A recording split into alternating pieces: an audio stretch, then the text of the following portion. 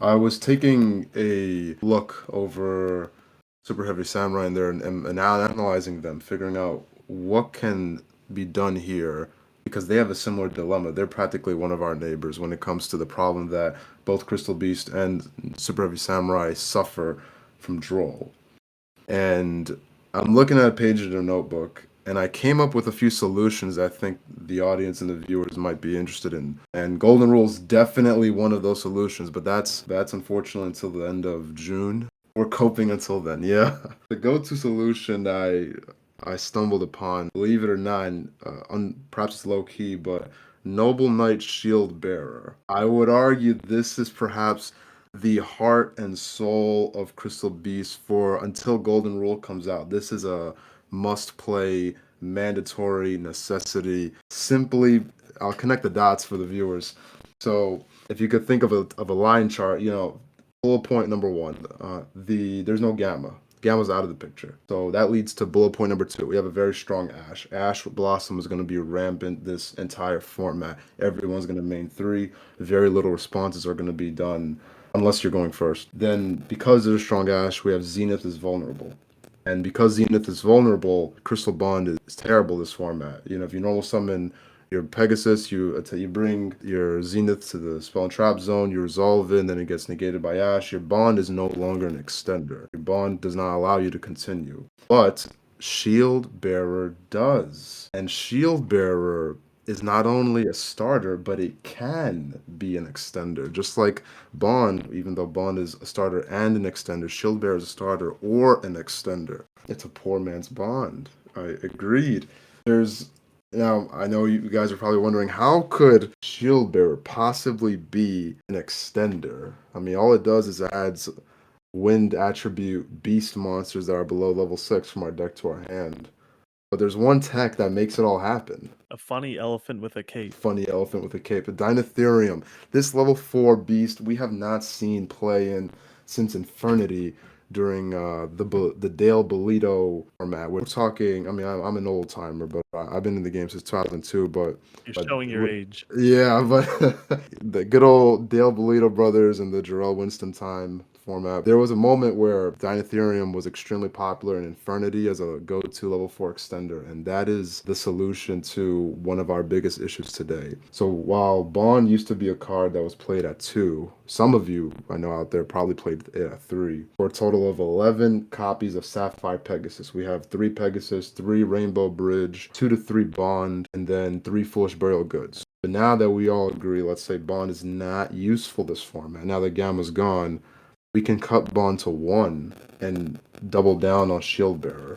Yeah, so you basically only have 2 ways to access Sapphire Pegasus: Foolish Burial Goods and then Crystal Bond. And Goods isn't searchable, but Bond's searchable off bridge, so we can afford to play 1. And then Shield Bearer is just the third option to be able to go into Pegasus, because you kind of got to see it. It offers just like a third vantage point to be able to fall back on. Because if you open Rainbow Bridge and Crystal Bond, or like double bridge, then you're only able to resolve Bond. And if that gets Ash, then you have 0 access. But if you open Bond and Shield Bearer, it just gives another facet to opening Pegasus. Damn right, yes. And it gives us more access to Pegasus, but there's another solution that Shield Bearer solves for this deck today. By the way, Neshi, thank you for allowing me to join the Conclave. You have an amazing group.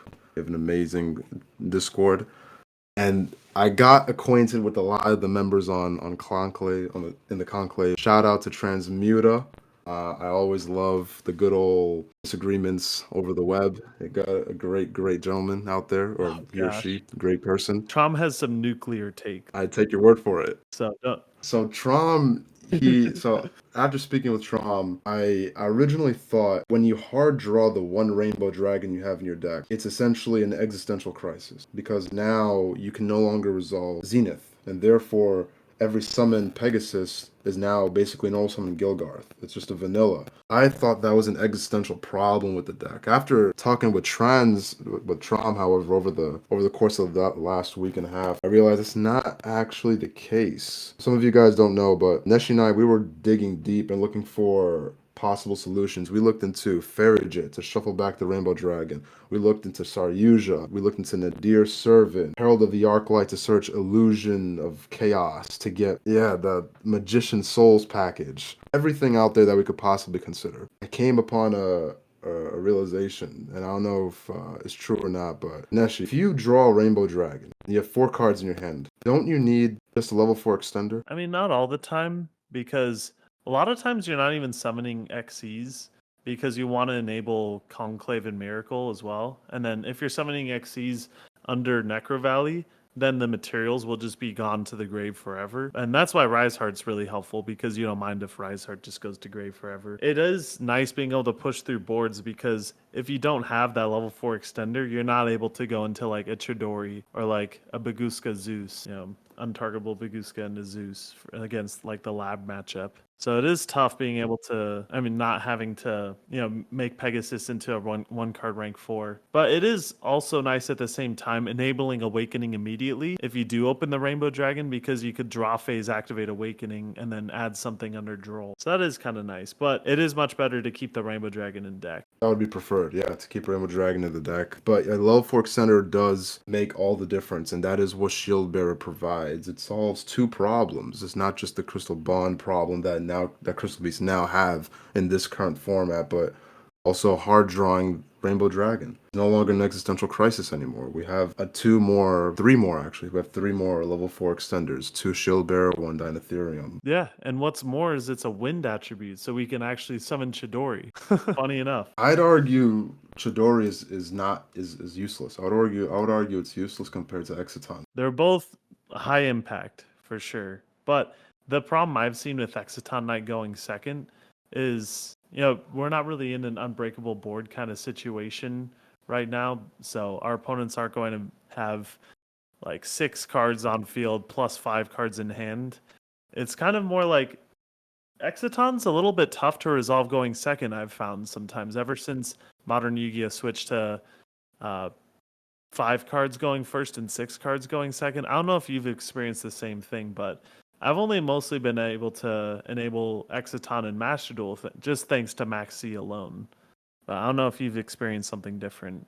Isaiah, would you say Exiton Knight could possibly be relevant this format? It's a surprise sleeper card. Let's say it's the second Zeus.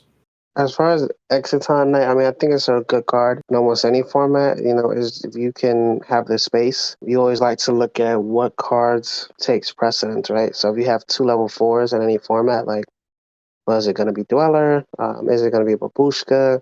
Is it going to be Exiton Knight? I think those are the first ones that normally come to mind. Obviously, if your deck, depending on the deck, you may be wanting to add something like, a Shidori, depending if your deck can make it. It really just depends, but I say those 3 are like the top 4 like rank 4s that you can consider, and obviously like Zeus kind of comes with it if you're playing like an Exceed based deck. If you only have 3 slots with your deck, you want to put in Zeus, then you have to consider, do I need Dweller this format? Do I want Babushka this format? And I still want to have at least 1 Zeus in the format, in my deck to be able to make. So you kind of just got to deck build and try to figure it out what's going to be the best and what's going to come up for. We look at tier format, there was a lot of tier players that really loved Redoer, and some people really didn't like Redoer. So, and that's a card that, is debatable as far as being cut or not. So, yeah, Redoers definitely could. I could see it being debatable. Top 3 rank 4s, ladies and gentlemen. You heard it. It's Baguska, Exiton Knight, and if your deck could play it, Lightning Chidori. It will render your opponent's draw phase useless. They'll draw a card they've already had access to. You can run both. Overkill. Yeah, I'd say why not run both? Could definitely run both.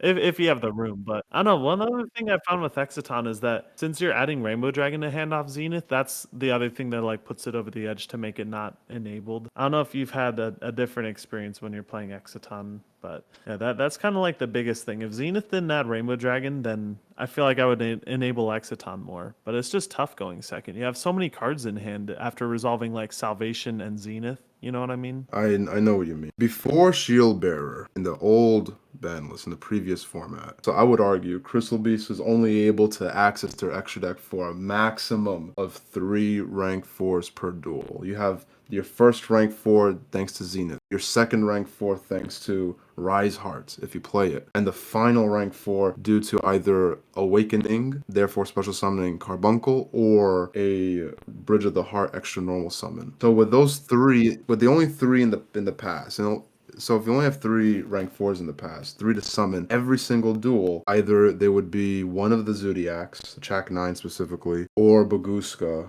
or Dugaries, or Cowboy if you're in time, yeah.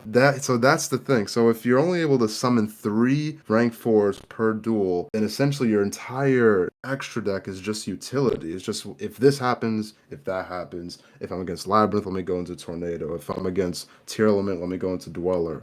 It's a utility toolbox. That's what it used to be.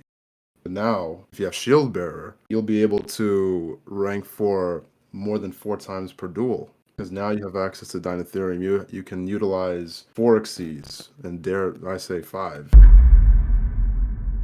Stand your ground.